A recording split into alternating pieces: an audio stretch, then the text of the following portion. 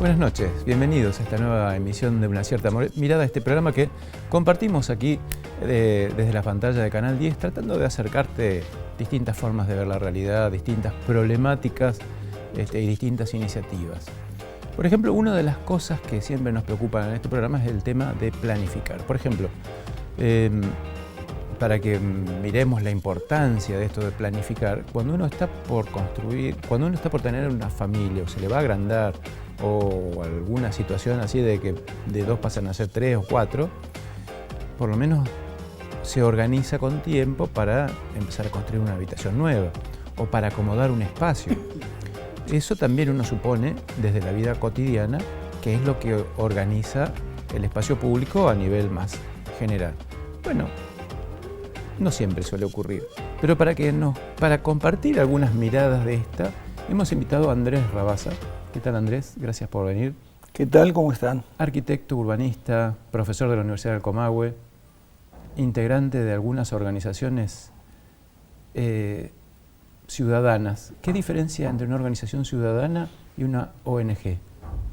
Bueno, la ONG está constituida de una manera más formal, digamos, ¿no?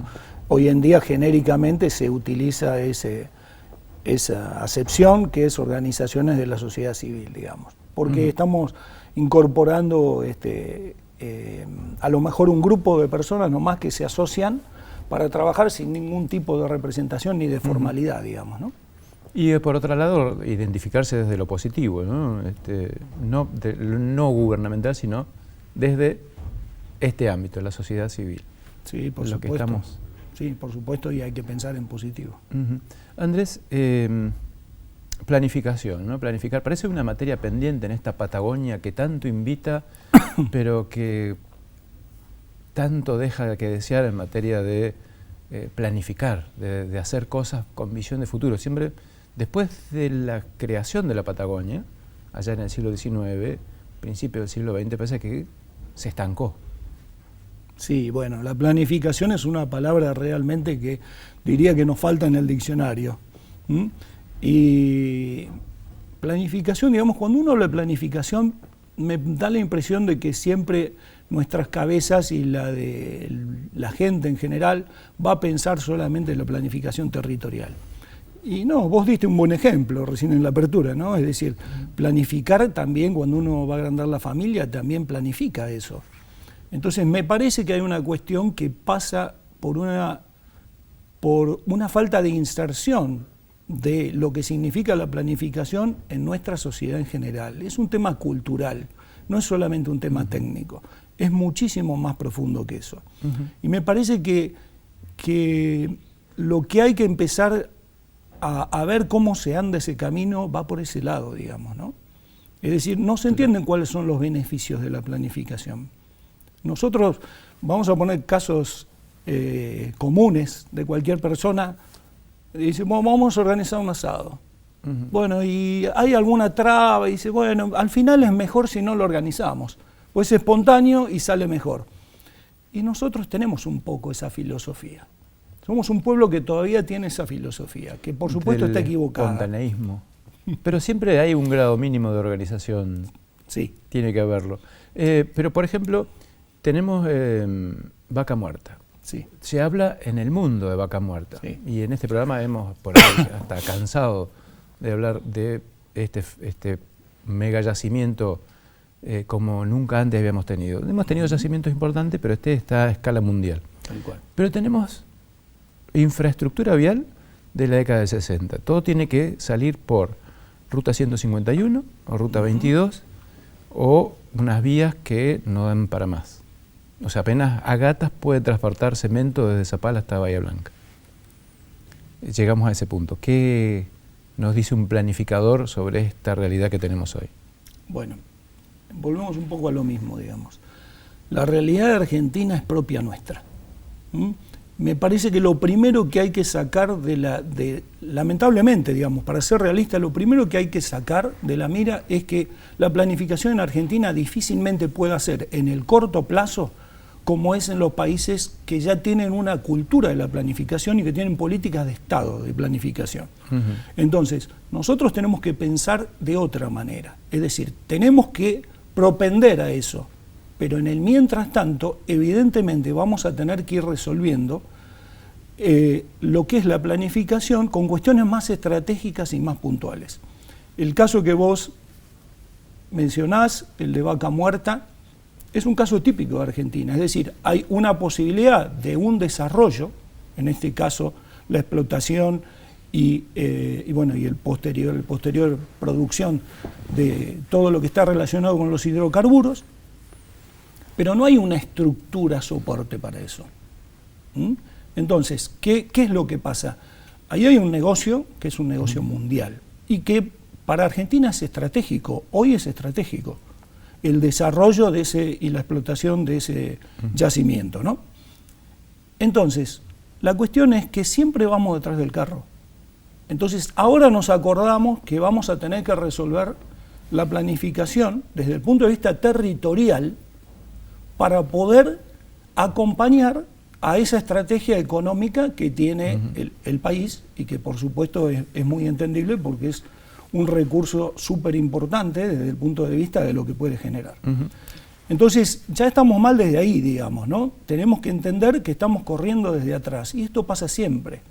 Es muy raro en Argentina un proceso donde la planificación territorial esté ya desde el comienzo acompañando situaciones como esta, ¿no?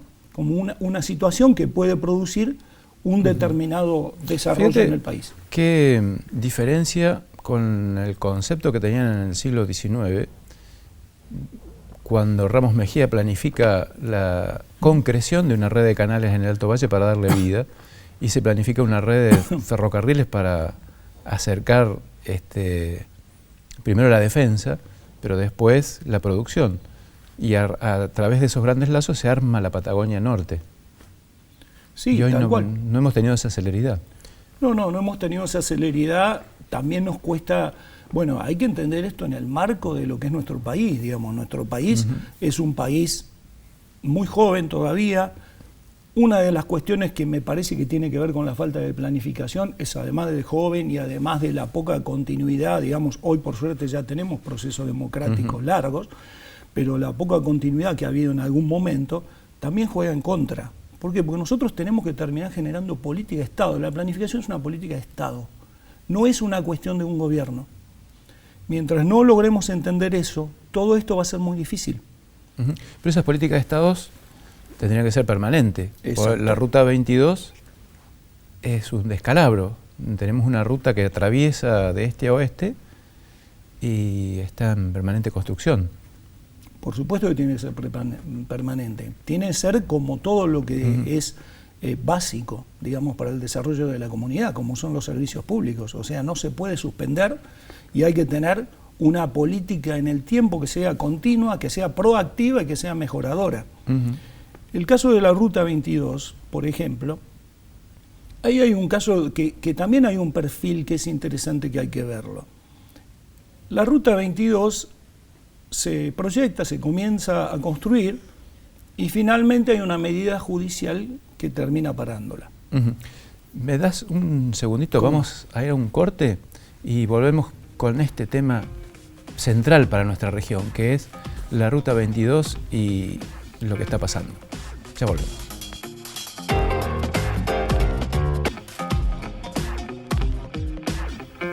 Segundo bloque de Una Cierta Mirada.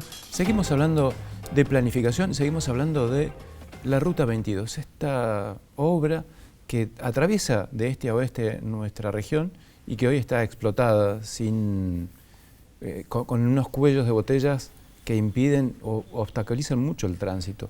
¿Cómo podemos haber llegado a esta situación en una obra que está pensada hace tanto tiempo? Bueno, el caso concreto de la Ruta 22 fue parado por una medida judicial.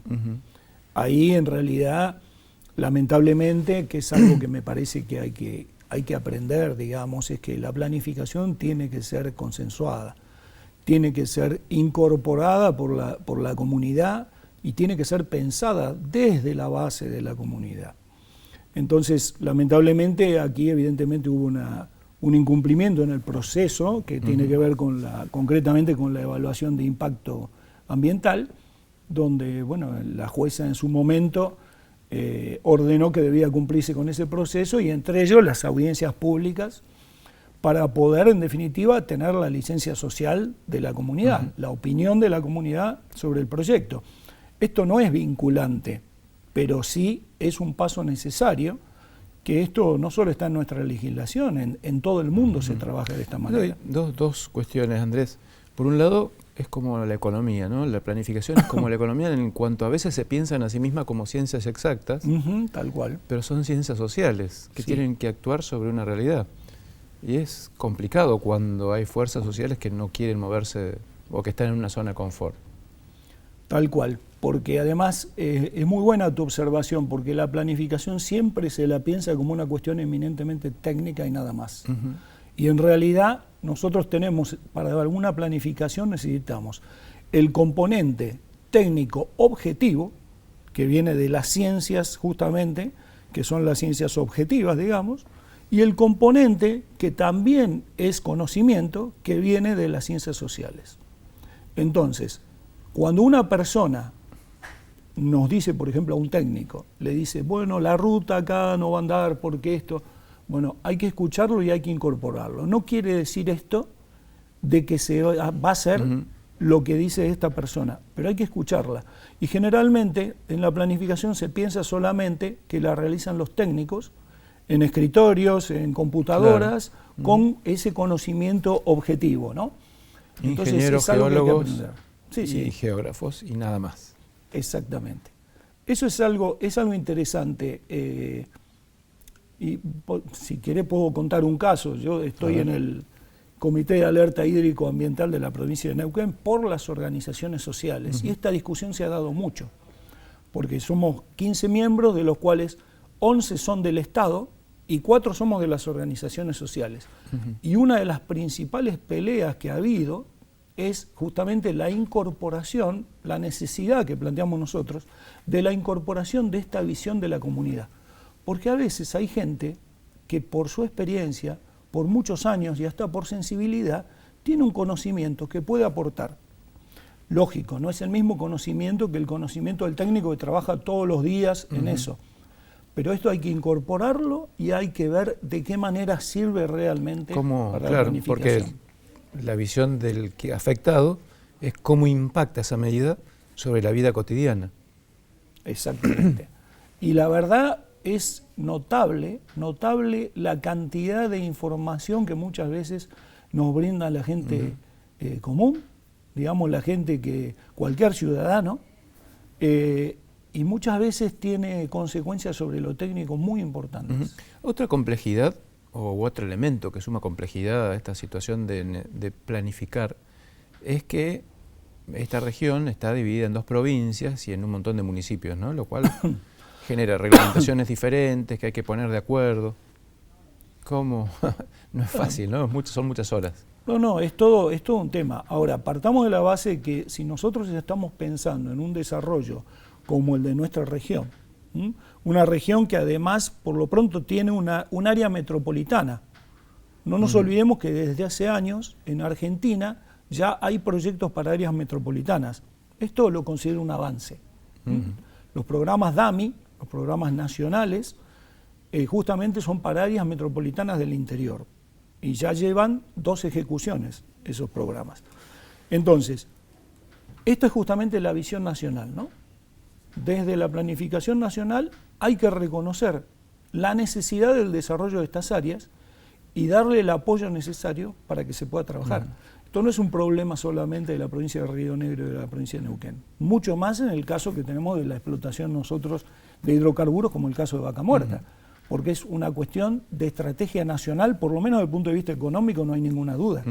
Entonces, toda la mirada de la planificación tiene que nacer desde nación y después tiene que ser trabajada a nivel de las jurisdicciones provinciales y a nivel de los municipios. Bien. Nos vamos a ir un corte, al último corte, y ya volvemos para terminar de cerrar algunas cuestiones de esto. Cerrar es medio pretencioso, pero terminar de llegar a algunas conclusiones, por lo menos, en cuanto a lo que es la necesidad de planificar en nuestra región.